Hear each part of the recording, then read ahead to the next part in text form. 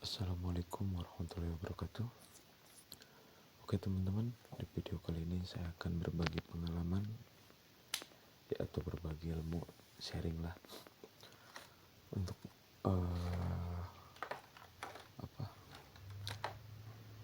faktor-faktor penyebab di motor Vario itu berbet, ngempos ataupun gas delay dan sejenisnya lah ya. Kita bahas Vario dulu untuk Vario 125 old, 125 LED ataupun Vario 150. Nah, faktor-faktor penyebab motor berbet ataupun ngempos secara dasar. Nah, teman-teman bisa cek dulu. Kita bahas secara singkat aja ya. Kita bahas secara part, bukan secara pengecekan di motor. Nanti kalau ada waktu lah saya bikin video cara pengecekan untuk part-part yang saya bahas ini. Oke teman-teman, jangan lupa dulu udut sambil ngopi biar mata kita cenghar. Oke, yang pertama perlu teman-teman cek, ini masih faktor mendasar ya. Kenapa saya bilang dasar? Karena teman-teman bisa cek sendiri tanpa harus punya alat khusus ataupun dibawa ke bengkel. Jadi teman-teman bisa ngecek sendiri di rumah. Nah, teman-teman bisa cek pertama dari bagian busi ini. Nah, teman-teman cek dari bagian matanya ini. Nah, kalau kondisi kayak gini sebenarnya ini busi masih layak pakai ya, masih bisa dipakai. Cuman biasanya kadang kalau kayak gini pengapian udah nggak bisa normal. Kenapa saya bilang nggak bisa normal? Karena jarak renggang ini dia udah melebihi batas standar. Nah, kalau untuk Honda standarnya itu kalau nggak salah sekitar 0,70 sampai 0,90. Nah, jika busi teman-teman dirasa udah mulai renggang ini, teman-teman buat ngakalinnya bisa ini agak diturunin, dirapetin, tapi tetap biasanya nggak bakal maksimal. Lebih bagusnya sih teman-teman ganti. Nah, untuk pergantian juga teman-teman jangan lupa lihat kode ininya nih. Nah, kalau buat motor injeksi itu kayak Vario, Beat ya, intinya yang udah injeksi ya. Kalau untuk Denso ininya U27 nih. Kalau untuk karburator itu U22, U24 ataupun U20. Nah, itu biasanya buat karburator. Nah, kalau untuk di NGK biasanya ini CPR 9 ya. Ini Elmar karena busi Vario 160, PCX 160 dan ADP 160. Nah, kalau untuk yang Vario Beat itu biasanya CPR 9. Ada juga kalau yang buat karbo CPR 7, CPR 6. Nah, kalau yang buat injeksi biasanya CPR 8 ataupun CPR 9. Nah, jika busi teman-teman masih aman, teman-teman bisa cek juga bagian tutup businya nih. Nah, biasanya kalau untuk kebocoran di tutup busi itu nggak bisa dilihat secara kasat mata ya. Nah, teman-teman kalau mau simple bangetnya nih, motor teman-teman hidupin terus siram pakai air. Kalau mati ataupun berbet, nah itu biasanya dari tutup busi ataupun cangklong busi ini bisa nih. Nah, ada juga sih caranya, beberapa caranya kayak kalau parah sih biasanya terdengar seperti ada arus bocor ya, kayak agak ngelitik. Nah, itu bisa juga dari tutup busi. Ataupun teman-teman biasanya dikasih obeng bisa ya, dideketin ke tutup ini nih. Biasanya kalau ada kebocoran dia ada arus keluar, itu juga bisa. Nah, jika tutup busi dirasa masih aman, teman-teman bisa cek juga filter udaranya. Nah, ini filter udara Vario 125, LED 150 juga sama sih. 125 bohlam juga sama. Nah, teman-teman bisa cek warna ininya nih. Ini sebenarnya kalau yang masih bagus itu ada semacam cairan oli ya, dia tuh kayak ada cairannya nih. Nah fungsinya buat apa? Fungsinya cairan oli ini jadi ketika kotoran yang mikro ngikut masuk, yang kecil-kecil ya, kecil banget, itu dia nggak bisa masuk ke throttle body, nggak bisa masuk ke mesin, ke ruang bakar. Nah biasanya dia tertahan di sini nih. Nah fungsinya oli itu buat menyaring kotoran-kotoran yang kecil-kecil biar nggak masuk. Sama suplai udara biasanya biar nggak terlalu besar, lebih ke menyesuaikan kondisi motor sih, karena motor standar, kalau untuk standar Honda sih dia emang ada cairan olinya. Nah jika filter teman-teman kalau seperti ini nih masih layak pakai, ini masih bagus lah. Nah jika filter masih aman, teman-teman bisa pasang lagi. Tapi kalau misalkan filter emang udah kotor banget, lebih disaranin sih teman-teman ganti filternya ya biar lebih aman. Nah jika teman-teman udah cek semua tuh faktor-faktor dasar yang tadi saya bilang, kayak busi, tutup busi, sama filter udara. Nah hal yang perlu teman-teman lakukan berikutnya yaitu meriset motor. Nah riset motor itu sebenarnya ada beberapa cara ya. Nah simpelnya teman-teman kalau ada SCS, teman-teman pakai SCS kayak gini nih. Nah tapi jika teman-teman gak ada SCS, teman-teman bisa pakai kabel. Nah untuk soketnya kayak gini nih, ini jangan salah nyolok juga ya. Nah soketnya berarti kalau kondisi soket kayak gini adanya di kiri bagian sini. Nah untuk warna kabelnya biasanya warna coklat sama hijau kalau nggak salah ya. Jadi kondisinya nggak nyebrang ya, posisi ininya nih, posisinya nggak nyebrang tapi lurus. Nah lurus ke bawah. Nah teman-teman colokan SCS. Jika motor teman-teman menyimpan histori kerusakan ataupun ada pernah data yang di echo error, biasanya ketika teman-teman colokin ini terus teman-teman kontak, itu lampu indikator mil yang di speedometer itu biasanya ngedip ya, entah kedipannya itu berapa tergantung kerusakan sensor. Nah kalau teman-teman nggak mau ribet, nggak mau baca kerusakan sensor, nah teman-teman tinggal reset. Gimana cara resetnya? Teman-teman colok cabut, ini dicabut dulu. Setelah dicabut itu teman-teman 3-5 detik lah, bisa 3-5 detik. Nah teman-teman colokin lagi. Setelah reset berhasil, nanti indikator lampu mil akan berkedip cepet ya, kayak tek tek tek tek. Itu biasanya menandakan reset berhasil. Nah setelah reset berhasil, teman-teman matikan kontak. Nah buat mastiin dia normal apa enggak, masih ada kerusakan apa enggak, teman-teman bisa langsung kontak lagi ke posisi on. Nah lihat di indikator mil dia masih berkedip ataupun melotot lampu milnya. Nah jika udah nggak ada kerusakan ataupun nggak ada histori sensor yang error, biasanya mil akan melotot ya, nggak akan berkedip. Nah sama pertama juga kalau misalkan teman-teman pas awal colok SCS nggak ada kerusakan, dia bakal langsung melotot ketika teman-teman kontak on. Tapi buat mastiin, teman-teman tetap reset dengan cara colok cabut. Nah setelah di reset, nah berikutnya teman-teman yang perlu teman-teman lakuin yaitu wajib di mode ya. Kenapa saya bilang wajib? Karena meskipun teman-teman udah ganti busi ataupun filter ataupun tutup busi, tapi motor nggak di mode, biasanya motor bakalan tetap ngempos ataupun bahan bakar sedikit lebih boros ya. Terus ketika digas itu biasanya gas awal tuh kayak agak delay, kayak agak telat, kita buka gas sedikit,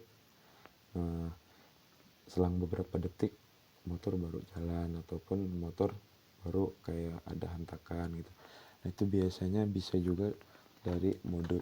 Makanya kalau bisa setelah teman-teman reset ataupun buka sensor sebenarnya ya, ataupun yang lainnya, kalau bisa teman-teman setelah servis sendiri itu harus di mode ya. Nah untuk video modenya nanti saya buatkan, ataupun teman-teman bisa cek di channel lain, udah banyak sih yang bikin cara mode reset ataupun reset TP. Nah jika faktor berbet masih dasar ataupun belum serius lah ya penyakitnya, nah setelah part-part yang tadi dicek itu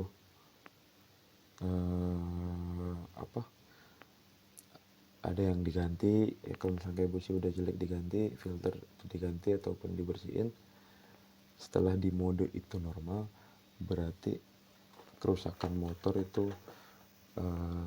masih ringan ya, belum serius. Biasanya motor normal lagi sih, biasanya aman dipakai beberapa hari ataupun beberapa bulan itu normal. Nah itu biasanya kalau kayak gitu gejala masih masih ringan, teman-teman bisa cek sendiri di rumah.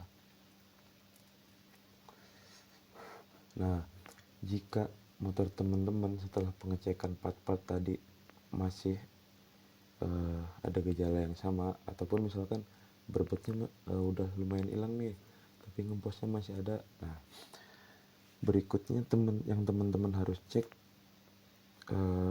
yaitu throttle body. Nah, throttle body, nah buat teman-teman biar tahu throttle body ini masih rusak apa masih ya udah rusak ataupun masih normal gimana sih. Nah teman-teman masih tetap menggunakan SCS ini, nanti teman-teman colokin SCS ini. Nah teman-teman mode, jika throttle body normal biasanya di mode itu bisa ya, ketika di mode kan nanti teman-teman colokin SCS, kontak on. Nah kalau misalnya ada kedipan, kontaknya matiin lagi. Nah teman-teman tuas gasnya, gas sampai mentok, nah terus kontakin ke on. Nah jika throttle body ataupun TPS ini masih normal, itu ketika teman-teman mode, nah gas ditahan terus teman-teman kontak on, dia akan berkedip. Nah kalau misalkan dia bisa berkedip, berarti throttle body ini masih bisa di mode, TPS nya biasanya masih normal nih. Nah TPS ini, tapi jika teman-teman mode ketika di on itu tunggu beberapa detik gak ada kedipan ataupun gak ngedip, biasanya sensor TPS ini mulai rusak nih. Nah jika teman-teman di rumah ada scanner ataupun alat yang lainnya lah buat pengecekan injeksi ataupun buat live tuning, itu bisa lebih kelihatan. Teman-teman bisa colokin SCS scanner, nah teman-teman kontak on, nanti ini kelihatan nih pas digas itu, pas posisi kita buka throttle body berapa derajat, itu dia normal mau naik sampai ke 60 kadang. Nah tapi jika teman-teman pentokin gasnya, tuas gasnya, itu pembacaannya malah turun, biasanya turun sampai ke 26, sampai ke 30. Nah biasanya motor itu gejalanya seperti apa? Kalau TPS udah rusak, ketika teman-teman gas mentok, kondisi motor hidup, itu motor gasnya malah kayak turun, kayak bensin mau habis gimana sih.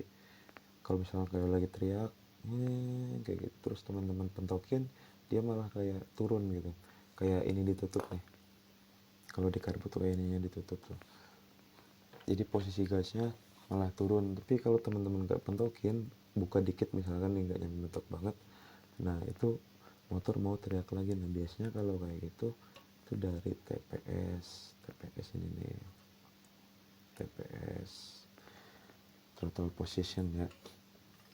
Nah solusinya gimana kalau untuk TPS ini kalau udah begitu?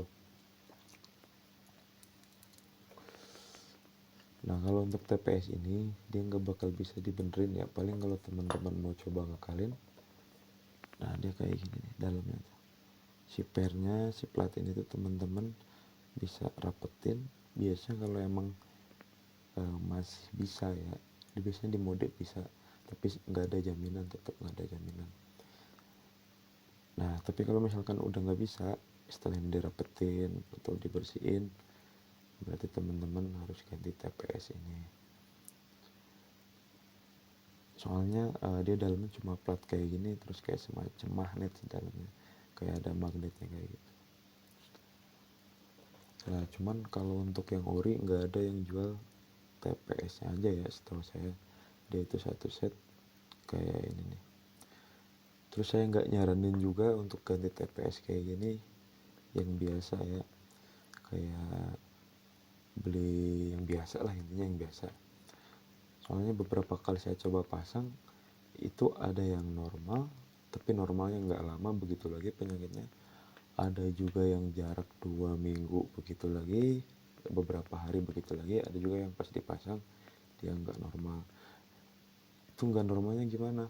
Nah jadi pas pembacaan ini tuh kadang dia lebih tinggi, kadang nggak nyampe titik standar ini. Kalau nggak salah ini standarnya 75,5 apa 76 gitu ya standar TPS ini tuh.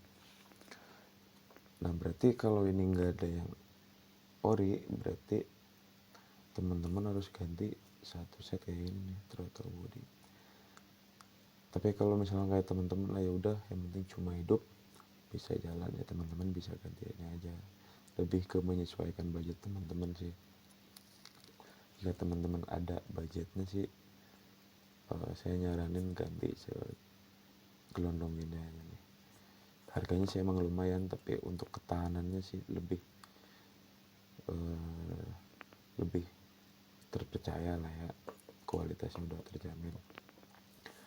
Nah terus jika sensor ini normal, terus kadang gas naik turun, kadang langsam, RPM yang nggak bisa di setel. Nah meskipun ini udah di setel, tapi kadang nggak fungsi, ataupun dia bisa naik tapi nggak bisa turun, ataupun gasnya kecil nggak bisa digedein, itu biasanya dari sensor ini nih, IACP ya, saya lupa, dari sensor ini nih.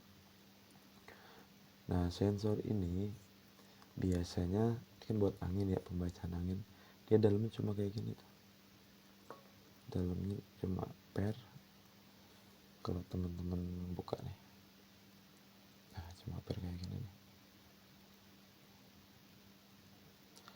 Nah ini teman-teman coba bersihkan dulu. Kalau emang setelah dibersihkan normal, berarti masih bisa dipakai aman. Tapi jika setelah dibersihkan masih sama, berarti emang sensor ininya juga udah error. Biasanya kalau ganti segini sih udah satu set ya, udah tinggal pasang itu aman.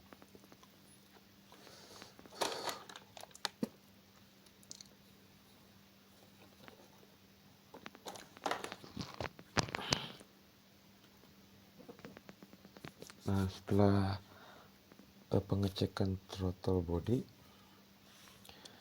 berikutnya teman-teman bisa cek pompa bahan bakar. Nah lebih tepatnya sih kalau mau lebih enak, sebelum ngecek bahan bakar full pump, pompa bahan bakar, teman-teman bisa cek dulu injektor nih.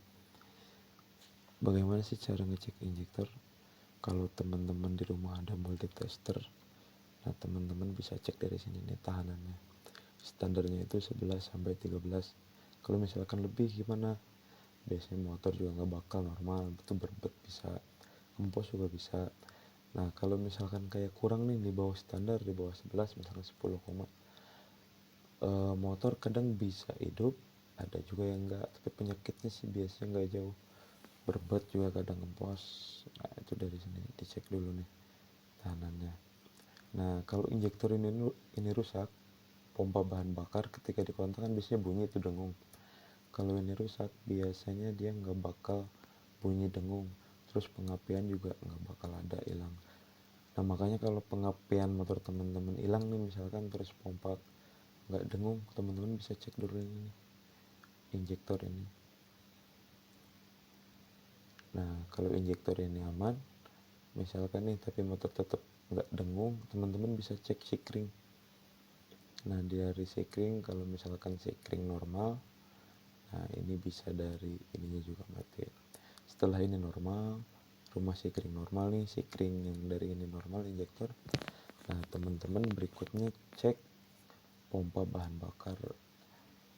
Full pumpnya saya lagi nggak bawa ya di bengkel, soalnya lupa bawa tadi. Nah teman-teman bisa cek pompa bahan bakar ataupun full pump. Cara ngecek full pump gimana sih? Nah cara ngecek full pump teman-teman sih sebenarnya harus punya pressure gauge. Pressure gauge itu kayak kalau di kompresor itu kan ada yang buat indikator pembaca angin ya, dia tekanannya udah berapa tuh, udah misalkan baru 40 apa berapa. Nah biasanya pressure gauge juga sama sih kayak gitu. Nah biasanya saya pakai pressure gauge yang model tipe pembacaannya KPA.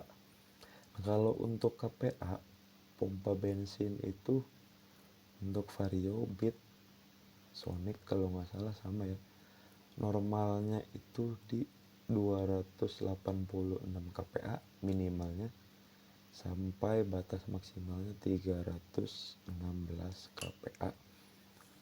Nah kenapa sih pengecekannya harus pakai pressure gauge? Nah kalau misalkan teman-teman pakai filling ataupun coba ganti-ganti rotak, kalau teman-teman motornya asal hidup sih nggak jadi masalah ya, maksudnya kayak kendala kayak agak boros ataupun kadang masih nyendet dikit, nggak apa-apa lah, yang penting bisa jalan, itu nggak jadi masalah. Cuman jika teman-teman motornya pengen normal ataupun apalagi punya customer ya, nah lebih disarankan sih kalau teman-teman punya pressure gauge, jadi biar pengukuran lebih akurat, biar nggak ngira-ngira gitu. Nah biasanya kalau pompa bahan bakar udah lemah kayak gitu, nah berbet bisa, ngempos juga bisa, kadang mati-mati juga bisa. Nah mati-matinya biasanya ada apa namanya, ada dua model ya. Ada yang ditutup gas mati, pas habis kita ngegas nih, gitu ngegas, ngegasnya kita tutup, ada yang mati kadang-kadang ya. Ada juga yang di starter hidup nih tapi kita gas sedikit mati. Biasanya kalau misalkan pompa bahan bakar di gas masih nyala tapi diturunin mati, biasanya itu pompa bahan bakar masih di kisaran 250 kPa-an. Nah 250 kPa atau 260 dia masih bisa hidup, tapi kadang kayak gitu, kadang dilepas gas mati, kadang gas tuh ngempos kurang responsif. Nah biasanya pompa udah mulai tekor kalau kayak gitu. Nah, kalau misalkan tambah parah di 200 kPa nih, efeknya gimana sih? Biasanya motor itu susah hidup ya. Susah hidupnya tuh kalau di starter tuh kayak nggak langsung hidup, kayak starter harus panjang dulu, kadang harus digas-gas dulu. Nah itu dari pompa juga bisa. Nah biasanya kalau misalkan pakai pressure gauge kan itu lebih kelihatan ya, ini pompa berapa. Biasanya kalau udah di 200 kPa pasti kayak gitu. Terus kadang pas di starter bisa nih hidup kalau misalkan nggak digas ya, kalau digas malah agak susah. Terus pas kita gas dikit setelah hidup, nah itu mati. Kadang hidupnya tuh kayak harus kita gas tahan aja, jalan juga sedikit gitu, paling sampai di 40, kadang di 20 mentok jalannya itu. Nah itu biasanya kalau kayak gitu udah parah banget. Kalau udah di bawah 200 biasanya motor nggak bisa hidup ya. Hidupnya tuh bisa sekali, kadang langsung mati lagi, tapi nggak bisa dibawa jalan. Nah itu kalau full pump ataupun rotak udah rusak ya ataupun udah lemah. Nah untuk pengecekan pertamanya, kalau kayak full pump kayak gitu, jika teman-teman pakai pressure gauge, teman-teman colokan pressure gauge ke selang ke selang injektor, ke ujung injektor yang ditutupnya ini, tutup nozzle-nya. Terus yang satu lagi teman-teman colokin lagi selang yang dari pompa full pump. Nah teman-teman bisa kontak tuh tapi jangan dulu hidupin kontak ondol pertama. Nah teman-teman bisa lihat kalau misalkan dari teman-teman awal kontak udah kelihatan misalkan ini 250 ataupun 200, itu udah pasti, dari paham. Tapi jika teman-teman kontak nih masih di 290 misalkan ataupun masih 280 lebih lah, nah itu kan motor masih bisa hidup. Nah gimana sih cara ngebedainnya? Nah jarum indikator itu nanti kan gerak ya. Nah pas posisi teman-teman hidupin itu motor, jarumnya itu gerak. Kalau misalkan pulpa masih normal, dia ada getaran tapi nggak nyampe kayak getarannya kayak nggak gini, kayak goyang banget, biasanya cuma gini dikit. Nah itu biasanya kalau yang normal dia ada getaran tapi sedikit, nggak nyampe mental gitu jarumnya.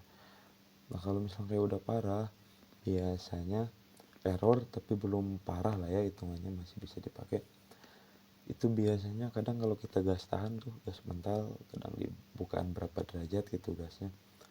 Nah itu si jarumnya itu mentalnya kayak gini nih, kadang dari 300 ke 270, kadang parahnya bisa ke 200, kadang bisa ke 250. Nah kalau kayak gitu juga pulpam itu nggak bakal benar.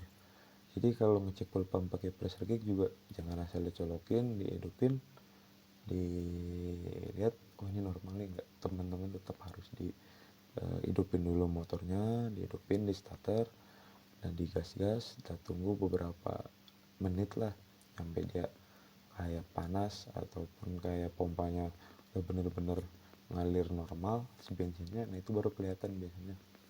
Kalau misalkan ya udah mulai error, dia biasanya kayak mental yang saya bilang tadi, mentalnya jauh.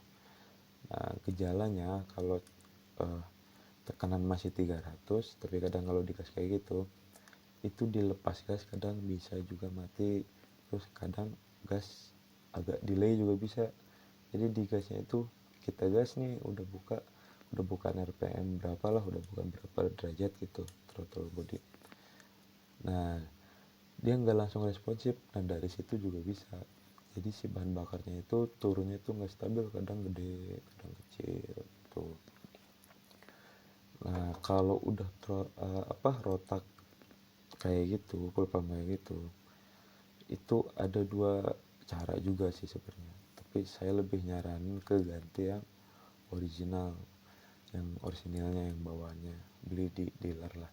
Emang harganya agak lumayan. Kenapa saya nyaranin ganti yang ori, yang satu set ya, soalnya kalau yang ori itu yang jual rotak juga, saya pernah nyari-nyari di beberapa dealer itu nggak ada, emang nggak ada sih rotaknya. Jadi kalau di dealer itu yang resmi, yang ori lah ya, itu biasanya satu set udah ada pelampunya, udah dalam rumahnya, jadi kita tinggal pasang, paling tinggal mindahin karet orinya. Tapi harganya itu lumayan ya, Nah tapi jika teman-teman gak ada budget nih, nyesuaiin lah, yang penting bisa hidup. Teman-teman bisa ganti pakai yang biasa nggak apa-apa, ganti rotaknya. Tapi beberapa kali saya ganti, pengalaman saya ganti rotaknya aja itu kadang si pompanya itu nggak normal, kadang sama aja kayak ganti TPS ini nih. Jadi kadang pompanya itu ada yang lebih dari standar, kadang ada yang nyampe 350. Saya pernah nemuin motor hidup tapi boros banget malah. Nah terus kadang ngempos juga masih sama, tapi masih kadang-kadang, biasanya nggak parah banget. Ada juga yang normal tapi beberapa bulan begitu lagi, ada beberapa hari ada. Terus ada juga yang tekanannya error kayak mental-mental, ada juga kayak gitu. Makanya kenapa saya nyaranin pakai yang ori aja kalau misalkan ada budget, karena kayak gitu. Kalau kayak ori kan itu udah terjamin. Nah yang kedua kan itu kan barang-barang elektronik ya, kalau kayak gini buat kerusakannya nggak bisa diprediksi juga. Makanya kalau kayak ganti ori sih itu udah pasti terjamin sih. Ini pengalaman saya aja ya, bukan saya ngelarang pakai kayak gini. Yang biasa misalkan beli sensornya aja nih nggak boleh, atau rotaknya aja nggak, saya nggak ngelarang. Kan saya berbagi pengalaman. Beberapa kali saya nemuin kayak gitu, sering lah sebenarnya nemuin kayak gitu, punya customer punya orang lah. Nah jika pompa udah normal nih, throttle body udah normal, nah setelah pergantian semua tetap jangan lupa di reset di mode lagi ya. Mode reset itu sebenarnya wajib lah ya, apalagi setelah buka-buka sensor ini nih. Kalau misalkan teman-teman suka bersihin ini nih kadang, nah ini sebenarnya jangan terlalu sering dibersihin ya. Kalau misalkan dibersihin kayak gini sih nggak jadi masalah nih, kayak gini dibuka disemprot kayak ini juga. Nah untuk ini sih nggak terlalu jadi masalah. Cuma kalau untuk TPS kalau bisa jangan terlalu sering dibuka, karena kadang bisa error. Ini bersihin kayak gini aja sih bisa, nggak apa-apa. Tetap setelah buka sensor apapun nanti jangan lupa di reset di mode. Nah kalau udah tahap ini sebenarnya penyakit udah agak serius ya, udah agak lumayan lah. Kadang saya juga pernah nemuin beberapa kali ya punya customer yang mungkin dia udah benerin di beberapa tempat masih sama, karena dia ganti TPS-nya aja kadang ganti rotaknya. Nah itu masalah kadang udah lumayan ribet ya kalau udah kayak gini nih, kalau udah masalah sensor. Nah jika teman-teman udah normal semua nih, ini baru nih misalkan, ataupun masih normal lah, pompa bensin baru nih ataupun masih normal tekanannya, nah setelah dipakai beberapa hari ataupun dites jalan ada gejala masih berbat ataupun kayak masih nyedot ngempos, nah ini biasanya penyakit terakhir paling serius itu di ECM. Mana sih ECM? Nah ECM tuh kayak gini nih, kalau di Yamaha ini ECU sama aja sih, di Honda juga ECU. Nah ini Pak ECU Vario 125 ya. Nah ini punya customer juga sih, ini lagi di remap tapi dia lumayan jauh makanya dia kirim, jadi dia kirim ECU nya aja. Nah biasanya penyakit ECU ini kadang nggak semua bengkel ngerti ya, kadang ya, tapi ada juga yang ngerti, ada. Soalnya kadang di bengkel itu pengecekan ya kayak yang saya bilang tadi, pertama yang dasar itu semacam busi, filter, sama tutup busi. Setelah itu reset mode normal udah kan kadang dikasih, tapi kan kadang nggak lama berasa lagi masih kayak gitu. Biasanya dicek pompa sama throttle body udah di reset nih, ataupun misalnya udah rusak diganti masih kayak gitu. Nah biasanya dari sini nih penyakitnya. Ini cara ngebedain ECU yang masih bagus sama yang udah mulai error gimana nih. Nah caranya biasanya teman-teman harus lihat gejalanya dulu nih. Kalau untuk ECU di Vario 125 mau yang bolam, yang LED, ataupun yang 150 ya, itu sama aja. Biasanya kadang kalau ini udah diganti semua kadang masih ngempos, itu lebih kayak ngemposnya itu di RPM 40, 20, kadang di 60. Nah itu kondisi lagi gas stabil ya, teman-teman lagi ngegas nih stabil, kayak nggak di spontan kita buka dikit lagi jalan, itu motor tuh kayak nyendet gitu loh, nyendet kayak gas tuh hilang ada juga yang berbat. Tapi kalau untuk Vario sebenarnya jarang sih nyampe ke berbat, lebih ke kayak gas tuh hilang ada terus ngempos biasanya. Nah sama kalau misalkan pagi kadang di starter itu nggak langsung hidup. Nah itu bisa aja dari ECU juga, kayak harus beberapa kali starter, 2 kali starter, ataupun itu juga starter harus agak lama. Nah itu dari ECU juga bisa. Nah yang terakhir biasanya itu kalau pagi digas agak ngempos, kadang udah kita starter nih, kalau kita panasin lah ya pagi itu digas itu kan kadang ngosong gasnya tuh, digas tuh kayak ngosong dulu, kayak kita gas baru ada kayak gitu. Nah itu biasanya dari sini nih ECU. Biasanya data pembacaan throttle body itu udah error. Nah awal errornya dari mana? Biasanya dari sensor ini. Jadi ketika sensor ini misalkan udah error nih, udah tahu nih error throttle body, di gas mentok udah nggak bisa nih malah turun, tapi kita terus paksain pakai, nah biasanya nanti errornya ke ECU, tapi nggak bakal langsung error biasanya kalau untuk jarak sebulan seminggu kalau nggak salah. Kalau untuk sebulan sih biasanya nyampe ke ECU sih, tapi tetap nggak bisa diprediksi ya, soalnya elektronik dia. Nah jadi nanti setelah teman-teman ganti ini, ganti throttle body, ganti TPS, normal nih beberapa hari ataupun beberapa jam, berapa kilo lah, ataupun berapa bulan. Nah bisa nanti yang error dari data ini nih, di pembacaannya nggak normal jadinya. Nah, itu karena faktor dari sensor kelamaan ketika error itu nggak diganti. Dari injektor juga sama ini bisa, bahkan dari injektor itu jadi boros banget bisa ya. Nah oh iya lupa tadi, sorry. Nah untuk antisipasi perawatan throttle body selain dibersihin tadi ya, itu tetap filter udara ini harus dicek rutin juga ya. Jangan sampai ini tuh kotor banget kayak numpuk, itu kotoran lama-kelamaan kan bisa masuk juga. Nah jadinya kesini nih kotor banget itu di sini. Tapi jika teman-teman malas bongkar, ya udah teman-teman bisa semprot cleaner dari lubang filter udara bisa. Nah biasanya ini juga ikut bersih nih kalau cleanernya bagus. Nah nanti ini bersih lagi. Nah pokoknya buat ngerawat throttle body itu filternya yang dijaga, meskipun tetap nggak bisa diprediksi. Nah cara ngatasin kalau ECU datanya udah error atau udah lemah gimana bang, misalkan udah error, ini ada dua cara sebenarnya.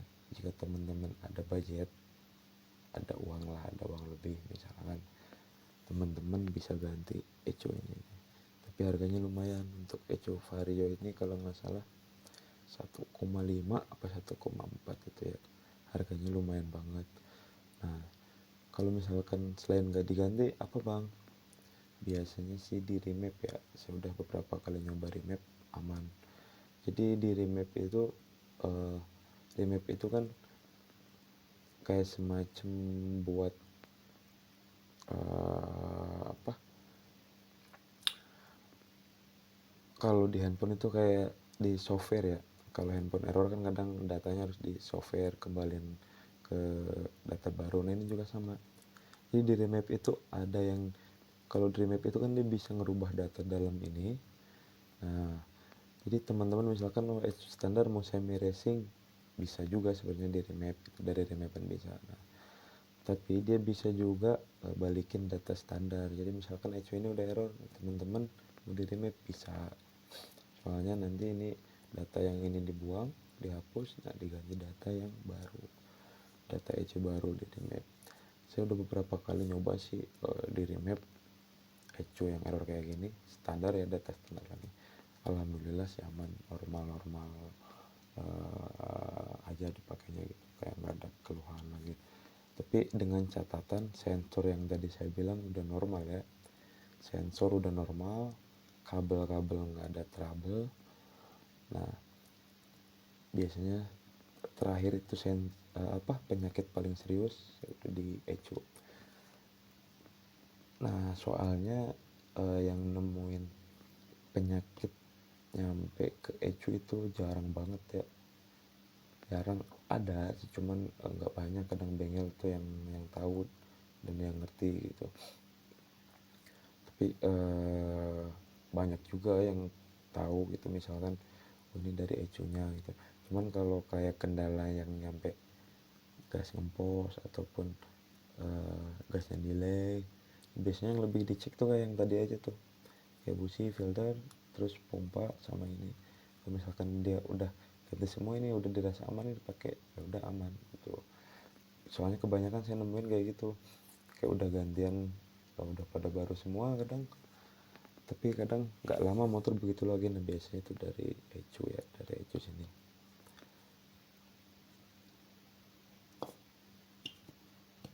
Nah ini biasanya penyakit yang ada di Vario, dari mulai yang ringan lah ya, yang ringan yang saya bilang tadi nyampe ke serius itu udah saya bahas tadi semua. Ini saya berbagi sesuai pengalaman aja ya. Pengalaman saya sering nemuin kayak gitu untuk di Vario.